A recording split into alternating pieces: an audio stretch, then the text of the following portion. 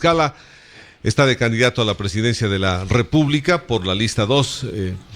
Bienvenido a la ciudad de Cuenca, ¿no, Jorge? Te hemos visto en varias oportunidades aquí, con mucho ajetreo, intenso recorrido, entendemos, por todo el país, porque en todo lado te hemos visto. Bienvenido. Bueno, gracias, Rubén, y a la amplia sintonía de W Radio. Bueno, efectivamente estamos ya en Cuenca, ya en la recta final.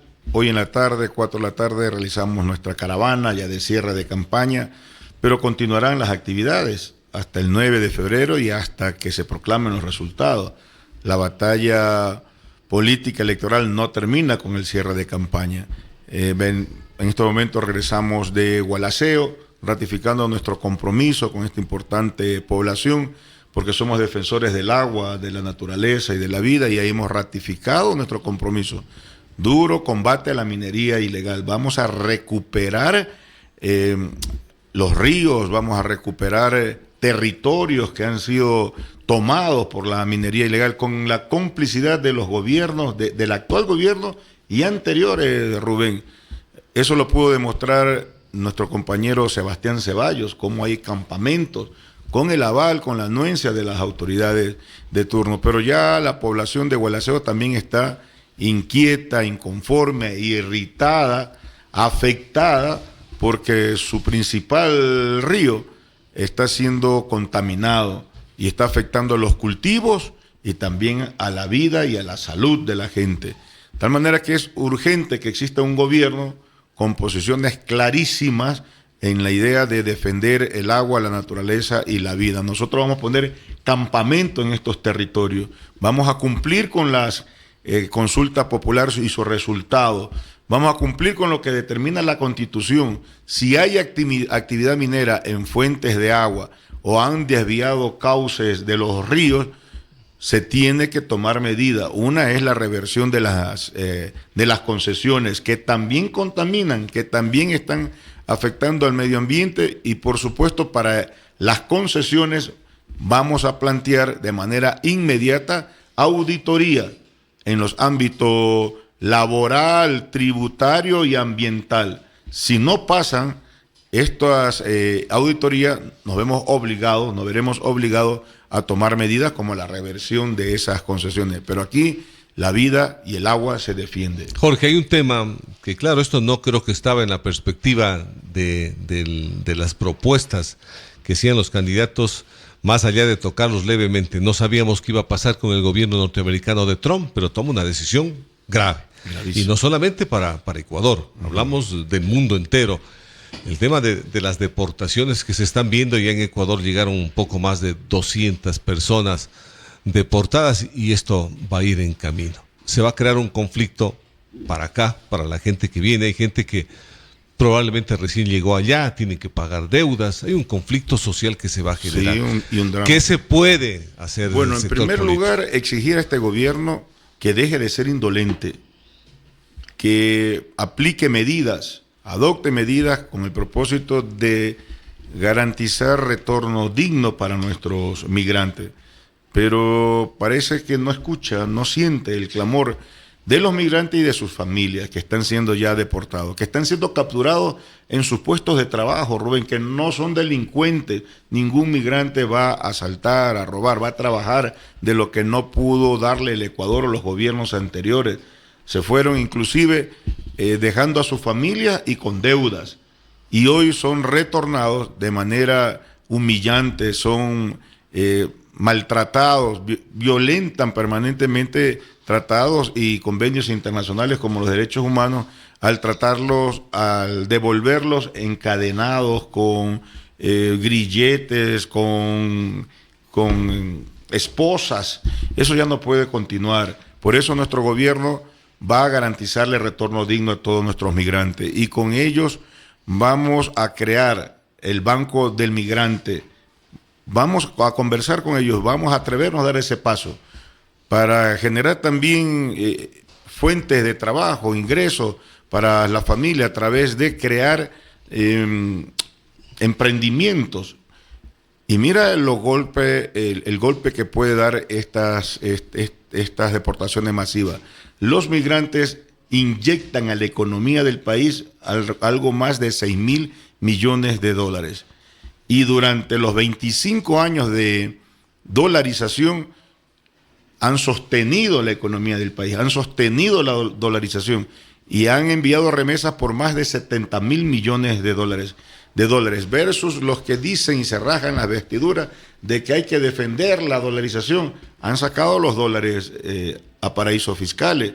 Entonces, Noboa debe poner eso por delante, que va a afectar a las familias, a los migrantes, y también va a afectar a la economía del país. En nuestro gobierno vamos a adoptar medidas como la que hemos anunciado. Protección hacia ellos, deportación digna, vamos a replantear deudas que puedan tener con el sistema financiero, entregarle crédito a baja tasa de interés para que puedan emprender mientras avanzamos en la creación del Banco del Migrante. Ahora, otra parte importante es, Jorge, cómo darle al país la confianza de la inversión. O sea, aquí necesitamos crear más industria, más empresas, más emprendimientos, lo que acabas de decir. Pero hay que crear un marco también un marco legal para que la gente tenga confianza. Porque si hacemos esto, de seguro que no buscará la gente ir a otros países. Los jóvenes buscan el sueño norteamericano, Jorge, esto es una realidad. No tienen trabajo, no tienen chance aquí en el país.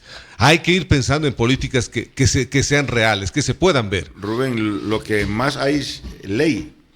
Lo que falta es voluntad y decisión política para enfrentar y resolver los problemas.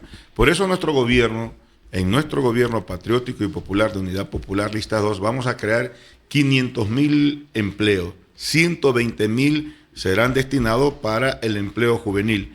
Y eso adoptando políticas patrióticas, soberanas, triplicando la asignación en la obra pública, pasar de 1.300 millones a 4.000 millones de dólares, implica repotenciar hospitales, escuelas, reconstruir la red vial. Pero ¿de dónde sacas la plata, Jorge? Ese es el tema. El país tiene una deficiencia de ingresos económicos muy grande. Bueno, eso es lo que nos han metido en la cabeza, de que no hay otra medida. ¿Pero tú crees que estén tan equivocados los últimos gobiernos de llegar y decir no tengo plata para mandar asignaciones? No hay plata, no hay plata y no hay plata. No hay plata y nos han metido la mano en el bolsillo. Hay inseguridad, se inventaron el tema de la guerra, de la delincuencia y nos incrementaron el IVA al 15% y mira, 700 muertes violentas solo en el mes de enero, que equivale a 23 por día, la más alta de todos los tiempos en el Ecuador. Entonces es un rotundo fracaso a la política de seguridad del presidente Noboa. ¿Dónde está la plata del incremento del IVA? De seguro fue destinada al pago de la deuda externa, terminó pagando alrededor de 9.000 millones de dólares. Entonces nosotros vamos a adoptar medidas distintas, diferentes a las que han aplicado ellas, las que nos han acostumbrado a las recetas del Fondo Monetario Internacional que han fracasado y que nos han condenado a la pobreza, al sufrimiento, a la desesperanza a nuestro pueblo. ¿Pero dónde busca si no es el Fondo Monetario Internacional? Vamos a cobrarle los 4.000 millones de dólares que existe en deuda en firme en el SRI. Es decir, como lo planteé en el debate presidencial, Rubén, y hoy me ratifico, apenas llegue a Carondelet, impulsaré la acción de cobro y el primero, porque es el primero de la lista de los 40 evasores de impuestos, de los grandes evasores de impuestos, que le deben estos 4.000 millones de dólares. Son 93 millones de dólares que debe la corporación Noboa. Ahí está la plata. ¿Qué hacen con el que tiene la tienda del barrio si se demora o tiene problemas en el SRI? Esta institución de manera inmediata le clausura. Si hay ley para castigar a los grandes evasores de impuestos, la misma con la que sancionan al de la tienda del barrio. Yo iré con el pueblo organizado a ponerle también esta adhesiva grande si es que no pagan, pero a mí me tendrán que pagar. Ahí vamos a recuperar 4.000 millones de dólares. ¿Qué dice la CEPAL? Que hay 7.000 millones de dólares que por recaudar de las grandes mineras, de las petroleras, de los bancos y también de las empresas de telefonía que presentan recursos para impedir el pago, para no pagar en el SRI. Sumado a estos dos rubros, Rubén, tenemos algo más de 11.000 millones de dólares. ¿Por qué tenemos siempre que la crisis pagarla los de abajo, los pobres, los trabajadores, los que generamos la riqueza en el país. Eso tiene que cambiar y en nuestro gobierno lo vamos a cambiar. Vamos a aplicar este tipo de medidas. Ahí vamos a tener 11.000 millones de dólares. Si siguen sacando los dólares a paraísos fiscales, les incrementaré el impuesto de salida de divisas y ahí tenemos otro recurso más. Si no lo sacan, les dispondré que tengan, los bancos sobre todo de la ganancia exorbitante, tengan que invertir en crédito a baja tasa de interés y a largo plazo para los jóvenes, para el emprendimiento, para crear más fuentes de trabajo, para que la gente, la familia, los jóvenes hagan realidad sus sueños aquí en el Ecuador y no sientan la obligación de abandonar el país. Es decir, vamos a resolver los problemas que ellos han generado y han sido incapaces de dar salida a la crisis que ellos han generado y la han profundizado. Mira, hay una crisis también adicional que es la del Instituto Ecuatoriano de Seguridad Social. No se ha podido solventar esta crisis, hay un déficit alto, dicen que la deuda es de más de 18.000 millones de dólares que debe el Estado a la Seguridad Social, poniendo en grave riesgo al instituto. ¿Qué se debe hacer ahí, Jorge? A ver, vamos a cambiar totalmente las políticas relacionadas a la seguridad social. ¿Qué es lo que han hecho todos los gobiernos de turno? Le meten la mano. Mira, este gobierno le pagó 2.600 millones de dólares al IES y salieron en titulares grandotes. Noboa pagó la deuda con el IES, pero eso es una gota en el océano, no es nada. Pero al mes siguiente le quitó al IES 3.000 millones de dólares y le devolvió en bonos para 20 años.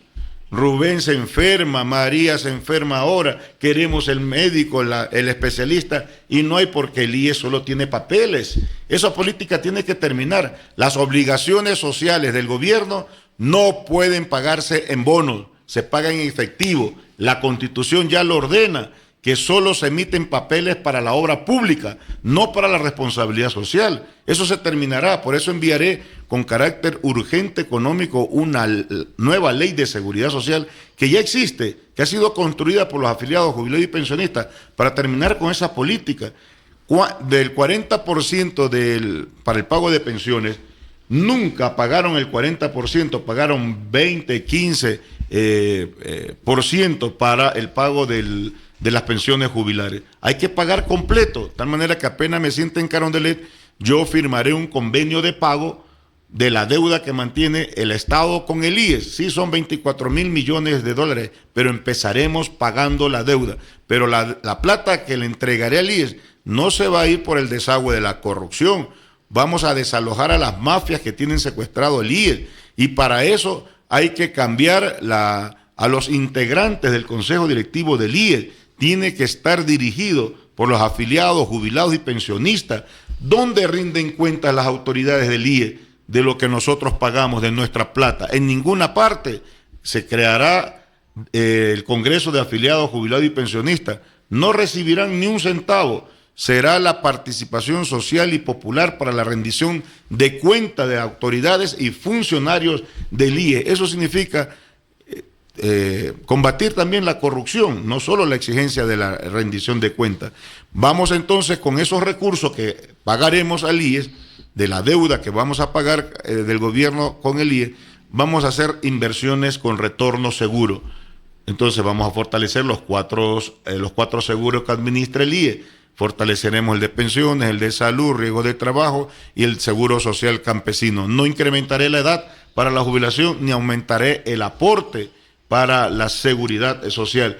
Si protegemos el empleo y evitamos que la flexibilización laboral siga lanzando la desocupación a miles y miles de gente, como ocurrió en los 2 meses de apagones, 240.000 personas perdieron empleo pleno que pagaban al seguro social. Entonces el IES se desangra cuando se lanza la desocupación a los trabajadores. Entonces, si vamos a defender la estabilidad laboral, si frenamos la política de despido, protegemos el trabajo, creamos nuevas plazas de trabajo, más gente aporta el IES, apagaremos la deuda con el IES, se terminará la metida de mano en la seguridad social, desalojamos a las mafias del IES, vamos a tener un IES verdaderamente autónomo, eficiente, de calidad, con prestaciones y servicios de calidad. Y eso lo podrá hacer un gobierno que no tenga ningún compromiso con los que le deben también a la seguridad social, que son los grandes patronos privados que también le deben al seguro social. Jorge, finalmente el tiempo se nos ha vuelto cortísimo. ¿Te molesta que te diga Mario Bros? No, de ninguna manera. Más vale saludo esa iniciativa de los jóvenes, y eso ha permitido también que... ¿De la gente tu recorrido o de tu equipo de trabajo? No, de los jóvenes. Ha surgido eso. En general. De general, y vimos que eso también ha agradado a mucha gente que está identificado. Es Mario Bros, es el profe, es el que le dijo la plena, el que le cantó la plena al evasor de impuestos, es el que le va a cobrar a Novoa los impuestos, precisamente para garantizarle el libre ingreso a los bachilleres, a las universidades. Será el gobierno de la educación. Por eso en estos días son los días de definiciones, y hago un llamado a la juventud a tomar posiciones, a dejar atrás el pasado de atraso, de corrupción, donde nos despojaron de todo, hasta del derecho a la salud y de la educación. Hoy le vamos a devolver en nuestro gobierno patriótico y popular. Por eso hemos dicho que es la hora del pueblo. Ni Novoa ni Correa, ellos representan ya el pasado de corrupción. Gracias a Jorge Escala por haber estado aquí en el informativo de la hora clave de la W. Vamos a ir a la pausa, 12:32 minutos. Publicidad. ¿Qué tal, Raúl? Voy mismo a cerrar mi negocio.